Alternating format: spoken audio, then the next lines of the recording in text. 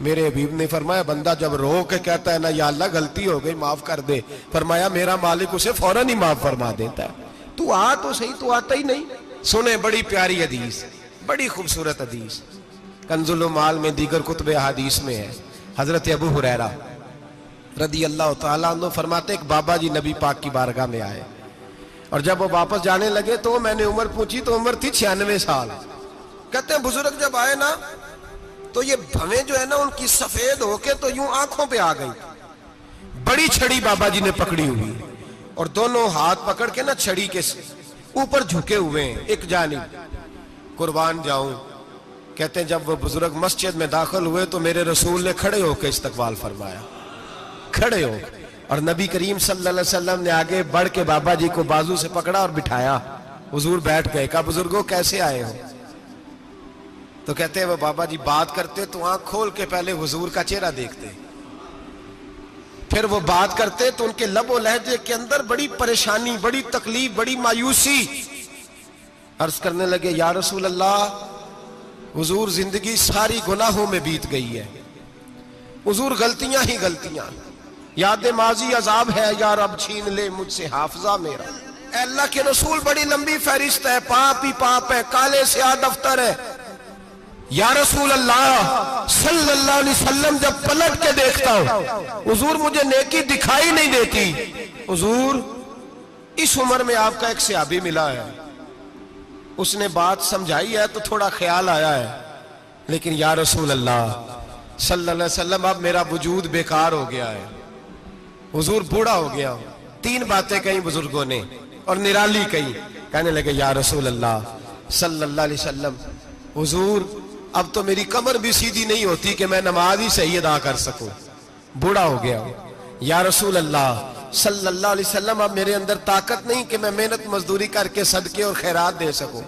یا رسول اللہ صلی اللہ علیہ وسلم اب میں تلوار لے کے جہاد بھی نہیں کر سکتا، حضور نہ میں لمبی نمازیں پڑھ سکتا ہوں، آقا نہ میں صدقات و خیرات دے سکتا ہوں، محبوبہ نہ میں دین کے لیے کوئی جہاد کر سکتا ہوں، بیکار وجود ہے، بیکار بیکار وجود کو تو گھر والے برداشت نہیں کرتے، بچے دعا کرتے ہیں یا اللہ ابا جی کو پردہ دے دے، اماں کو پردہ دے دے، بیکار ہو گیا ہوں، اور آج آیا ہوں تو مجھ بیکار کو میرا رب قبول کر لے گا؟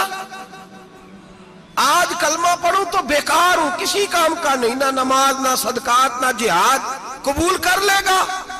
حضرت ابو ہریرہ فرماتے ہیں جیسے برسات میں بارش کی جھڑی لگتی ہے، یوں مصطفیٰ کی آنکھوں سے جھڑی لگ گئی، حضور کھل کے روئے، کھل کے۔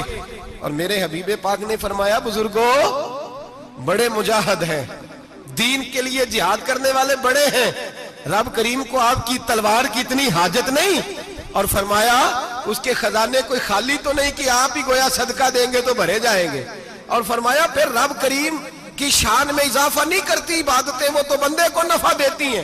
میں بزرگوں نہ آپ جہاد کریں، نہ آپ صدقات دیں، لا لمبی نمازیں پڑھیں، آپ صدق دل سے آ جائیں، اللہ کے رسول کا وعدہ ہے رب آپ کو بغیر حساب کتاب جنت عطا فرما دے گا۔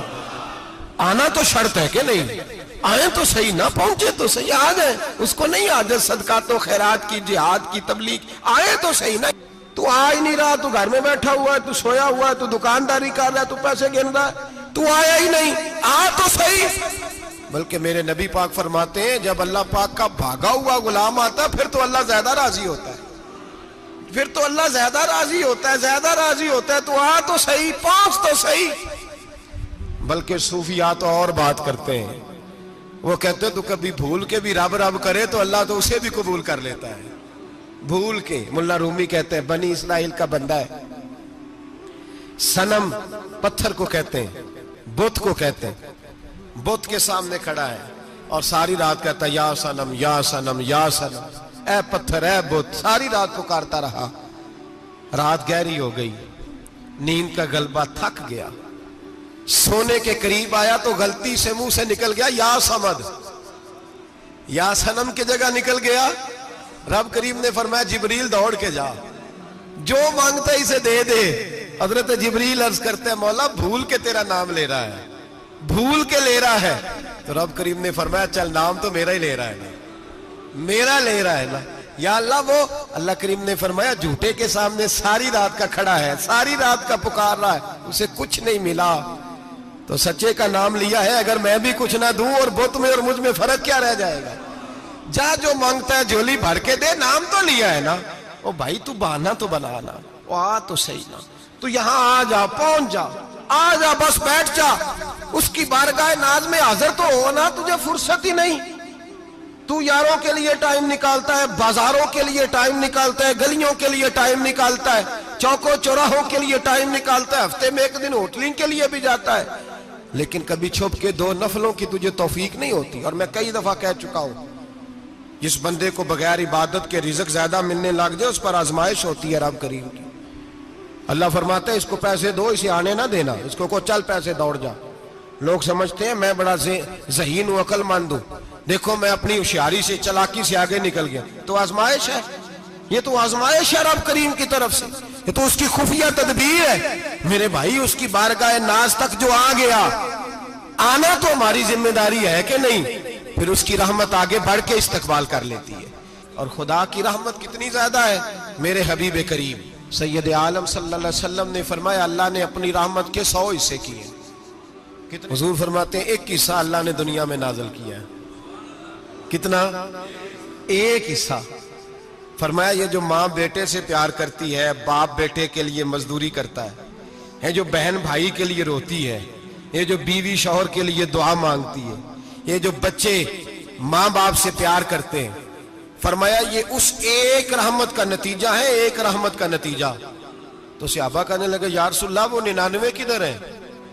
نبی پاک نے فرمایا رب کریم نے سنبھالی ہوئی ہے، قیامت کے دن تمہیں عطا فرمائے گا۔